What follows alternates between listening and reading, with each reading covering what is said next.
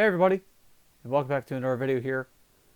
I really don't know where to begin on this, but let me just say it's me a little bit different, but kind of the same thing.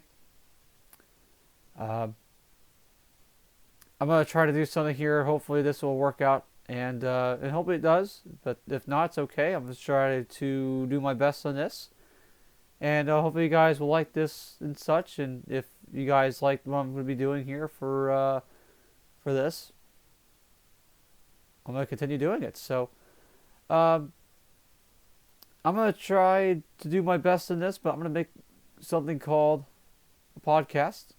And this podcast will be called the NASCAR Freak Podcast. And I'm going to talk about just the highlights of the race and my thoughts about it, which I'm going to go ahead and do that now. I'm going to talk about two races actually in one video here, one podcast, which I'm going to talk about the Daytona 500 that just recently happened a week ago, and even so today's race that happened today at Fontana. So I'm going to start it off with the Daytona 500, just a little brief summary of that race, of how everything went down.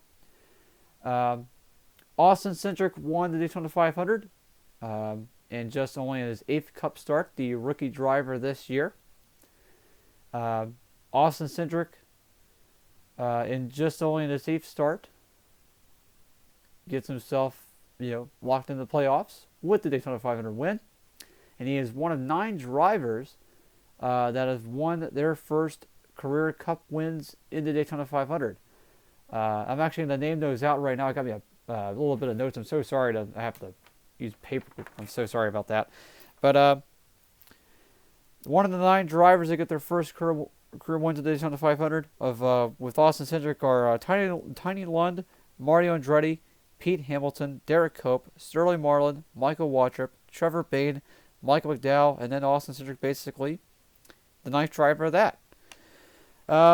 So pretty much that's it with that right there for Austin Cindric. I'm going to talk about a little bit my, how I've thought about it for the Daytona 500. It was actually a really, really good Daytona 500. I definitely know it's going to not be the best Daytona 500, but it's going to be definitely one of the Daytona 500s to remember, since it was the first points-paying race with the next-gen car. And it really had its big moments, really showing the big test, which there was a big crash, multiple big crashes in that race, hard hits, and really good racing. It was really good racing, for the most part, double file and stuff, but it was really scary to actually watch at times because you would see drivers try to push very early in the race, and it resulted into carnage, as of what we've seen. And that was really kind of the scary thing, but it's a part of super speed racing now. The culture of it's really changed, and it changed in a very aggressive way, but a lot of fans like it, and I like aggressiveness in the racing, but I don't really like it to when it's very early in the race to where chaos happens early. It takes out a bunch of guys, and there's really nothing left for the end of the race, basically, for some guys. That's why I really don't like. That's why I don't like stage racing in super speedways, because that can happen, and it has happened in the past, and it happened in the Daytona 500. So, very good Daytona 500 overall for me to watch on television. It was a really good finish. I love how the finish was. I love how just the racing was overall. I know it had a calm moments, but it had some aggressive racing, throughout the field, comers and goers. And pretty much that sums it up with there. It sucks to see Kyle Busch and Brad Keselowski and Martin Truex Jr. still not have a Daytona 500 victory. They've been questioning it throughout the weekend. The speed weeks, it was, those guys, just looking for their first Daytona 500 win. And it hadn't happened yet, so I have to wait for next year. But we're going to go out into the new race that happened, the second race of the year, Auto Club, down in Fontana, California. I got the notes, basically. So I'm starting to do this now, so I'm starting to actually make notes basically during races. And I'm going to go over what happened in this race. Some big highlights, really, in my opinion. I'm going to go over actually some stuff before the race that happened. The cars that went to the rear, the drivers that went to the rear of the field. Ross Chastain, Kevin Harvick, Brad Keselowski, Kyle Larson was one of those. Joey Logano, Bubba Wallace, and Justin Haley, and Kurt Busch were the guys that had to go to the back of the field. Kurt Busch, basically for him, he had him a situation failing pre-qualifying inspection 3 times, had to make a pass-through penalty on the very first lap, actually coming, after he took the green, had to make a pass-through. Fell several laps behind, then he quickly recovered, got himself back in the lead lap, very, very late in the race though. I'm going to go basically ahead and just give a little rundown of basically some stuff that happened. By the way, before the race, 12 sets of tires they were given. Every team, I think, actually used up all their sets. So that's a good thing, basically, for that. So some big moments. Stage 1 and Stage 2, they were both won by Tyler Reddick, which Tyler Reddick actually led the most laps in the race today. He led 89 laps, high of 89 laps today, before having his problem in Stage 3. I'm going to go ahead and go over some of the stuff. So Stage 1, some stuff happening there. Some spins. Kyle Busch and Chase Elliott early on spinning out. And some guys that came up. Eric Jones took the lead on lap 1, taking that away from pole sitter Austin Cindric after he won the Daytona 500. Austin Cindric fell back. Eric Jones led the first lap. And then Tyler Reddick, shortly after, took the lead away, led the laps as well. Eric Jones was also battling as well. Some other drivers, William Byron, Chase Briscoe, Joey Logano, all that stuff. Ryan Blaney as well. There were some guys, that did that. Tyler Reddick wins Stage 1 and Stage 2. We're going to go on to Stage 2. Some of the highlights there. Briscoe, Reddick, they were also, going for the race lead as well. They were, it was a slugfest between those two drivers today. Briscoe really showed his muscle big time today in a very, very good way. And even so, Byron came up a little bit early too and led a little bit before he had his problems on pit road with the pit gun. Several mistakes basically being made there. Keselowski spins out. Buescher spins out as well. Both the Roush Fenway Keselowski race cars both had problems today. And Keselowski actually, 2 problems he had. 2 wrecks he had. 1 spin and then actually a wreck in Stage 3, which I'm going to go over now. Reddick winner of Stage 2. Sorry, I have to repeat myself. Stage 3, this is actually pretty much the turning point of this race. The turning point, Tyler Reddick, the most dominant car of the race, blows a left rear tire going into Turn 1, battling for the race lead against Chase Briscoe and Eric Jones and that stuff. Jones was in the mix of it. Reddick blows a left rear tire. And then in the process of that, when he was very, very slow on the racetrack, William Byron had himself some issues and actually got loose, was actually on the seam. Lots of issues actually happened with drivers spinning out, actually. Lots of the spins were caused by the drivers really loose on the seams. And the seams made the car upset. If you had your left or right side tires really on the seams, it would just make the car upset and make the back end very, very light. Make you spin out. And a lot of those incidents were by that, the car getting light at the corner or in the corner. Byron had his issues just at the worst timing, too.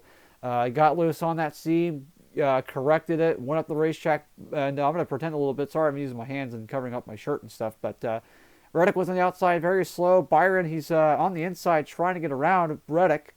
I think it was going to be a caution either way if, Byron didn't hit him. But well, maybe not. Gosh knows. But Reddick's on the outside lane. Byron's on the inside. Byron gets loose, hits the seam and stuff, corrects his car, and slams Reddick like that. Reddick goes in the wall. Byron spins into the outside wall as well. Drifts off down to the bottom of the racetrack down the backstretch. And really unfortunate for William Byron and Tyler Reddick. And that was really the big, that was the big plot twist, the big turning point in the race when those 2 guys got involved in the accident. That brought out the 9th caution, and then later on in the race, bring out the 10th caution. There was a multi-car pileup that happened off of turn 2. 4 cars, 4 drivers involved. Harrison Burton, Brad Keselowski, Bubba Wallace, and Austin Cindric were involved with the wreck that brought up the 10th caution. And I feel really bad for Brad Keselowski, too. He was just trying to get back to the front of the field, was just trapped behind in the back of the pack after his spin. And then later on, Ross Chastain spins out, even though he was moving through the field oh so quietly. And then he spins out late in the race. And then Chase Elliott, he spins once again. Before his spin, he was battling against Joey Logano and Kyle Larson for the race lead. And then Larson actually came up to try to block Chase Elliott. I mean, I don't know, I don't really don't know why. What was Larson thinking, but I was really upset when I saw that, but I'm trying to get my thoughts around that really as much as I can. I know Larson didn't intentionally try to block him on purpose and stuff, and he had to do what he needed to do.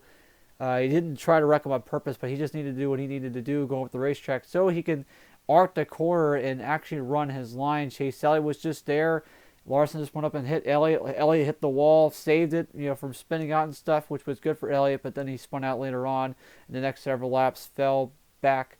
Finished actually 26, which I saw. And Reddick actually was on track as well. I think he finished outside the top 20 as well. Really upsetting that those guys, they had good race cars underneath them, and unfortunately with bad finishes today. But they got Las Vegas, which is next week. And then Elliott was the last caution of the race, which there was 12 cautions in the race. And then they had their late race restart, had a 4-lap dash. It was between Kyle Larson, Joey Logano, Daniel Suarez, Eric Jones, and Austin Dillon that showed up late in the race and battled. Blaney was also there with Briscoe, all that stuff. They battled for the race lead. I mean, it was a really, really good 4-lap dash. And let me tell you, I like to see finishes, stay have a late race restart, but then it keeps it green. I like seeing those type of finishes. Those are really cool. And man, it really produced a very good race to the end. The lead was shared by Kyle Larson, Daniel Suarez, and even so, Joey Logano late. Daniel Suarez got the lead, led several laps before coming to get 2 laps to go. Suarez was running the inside lane, coming off of 4. Larson was on the outside, and then the last, it was not a last lap pass, but the pass that got Larson to win today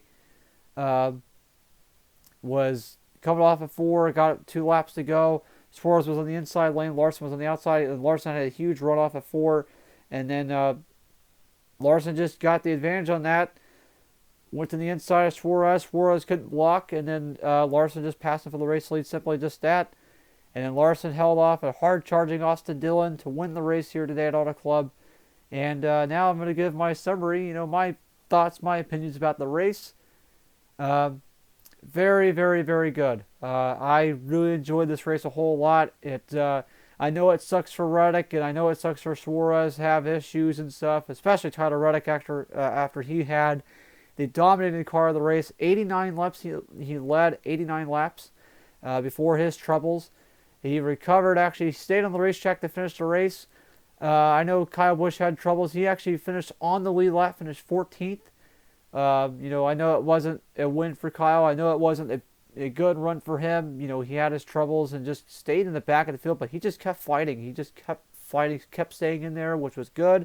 I liked what he did, and that's what Kyle Busch is all about. I like Kyle Busch for that grit basically he has to stay in the race, and try to finish something, get something going, get something to finish, and that's what Kyle Busch really why I like him.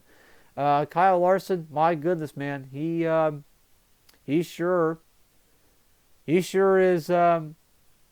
still one of the drivers to just keep watching for.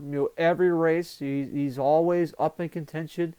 And I don't know about you guys, but Kyle Larson, man, he just never disappoints anymore. He never, just ever since he has had this ride with Hendrick Motorsports, ever since he won the championship, Larson, he has just never stopped grinding. He's never stopped going after going for a win, going after a win. He's never stopped doing that, and he is just such a good race car driver. He's got just everything a driver really wants is a talent. He's got the talent to drive any race car and just put it to the front of the field. That's what Kyle Larson, man, he's done it multiple times last year. He's done it in Outlaws, sprint cars, and he's done it in every car, man. He is just so good, and I just don't know how, but you know, that experience on and off the track, actually different types of race cars, the chemistry, the team all behind him, it's what gets Larson the victory. And I have to give it to Kyle Larson, even though he wasn't the most deserving guy to win. I have to give it to him at the end of the race, or at the end of the day, because Larson is just that good. I mean, if Reddick actually would have stayed on the racetrack, even so, if Reddick would have, was up front still, never had that problem, I think Larson probably would have gotten him. I mean, I don't know. But this next-gen car so far has not disappointed so far. I'm very, very happy the way things were. These guys were, fighting the wheel, which I like seeing that. I like seeing these drivers fight the wheel. It was very interesting to watch. And, there was a pretty darn competitive race. 23 cars, really, or 24, pretty much, those amount of drivers on the lead lap. It makes it a very, very competitive race. And, I like that so much. I don't ever recall them actually being in lap traffic. I don't think there was actually really any lap traffic for Pete's sakes. I mean, well, it might have been very, very little bit whenever they had their issues, but there was never really any lap traffic to deal with. There was no B.J. McLeod or Kurt Busch in the way of the leaders. I mean, they were all, the lap traffic that I've seen was just all on the bottom of the racetrack. Everybody out of harm's way, which was good. I liked that they stayed on the bottom of the racetrack to try to take care of their stuff. NASCAR is kind of in a little bit of a very, very bad position on this too, but if these guys wreck their race cars, they're going to be very big trouble, because these big teams and stuff are on supply chain shortages and stuff, and which really sucks. Every team is affected by this, is that they may not have enough parts and stuff to maintain their sources basically for this West Coast swing we're going to have. We're going to have next week Las Vegas, and also the next week after that is Phoenix. So these guys might want to be very careful, but I want to see these drivers aggressive as they can go on the racetrack, but just hopefully they don't tear up their stuff too bad. That's what I really worry about so much. But good race overall. Lots of side-by-side racing, a whole lot in the back of the field behind the leader until late. The leader was starting to get challenged. The racetrack was starting to change. The groove was mostly on the top. The top was really the place you had to be, and that's basically just that was that. So the top lane was just starting to become dominant and stuff. Later in the run, everyone was starting to run up near the wall, and whatever you had the bottom really be an option. It would just kill your tires. Tire wear was so bad that every time you're on the bottom, you just lose so much time. So you had to migrate to the top of the racetrack. That's basically where everyone was running at. If you weren't really on the top, or if you were in the middle, you would be you'd get passed. So. Good race, good stuff with this next-gen car. It has never disappointed so far. Great multi-groove racing here at Auto Club. I love the fact that Auto Club really had its good moments today.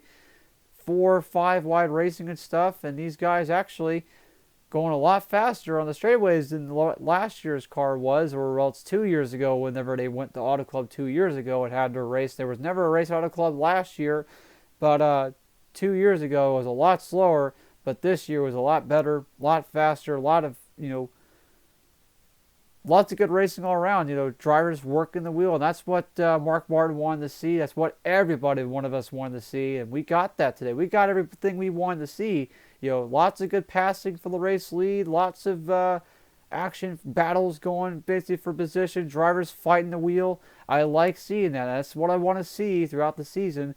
And Las Vegas, hopefully we can see that next week, and even so the weeks to come.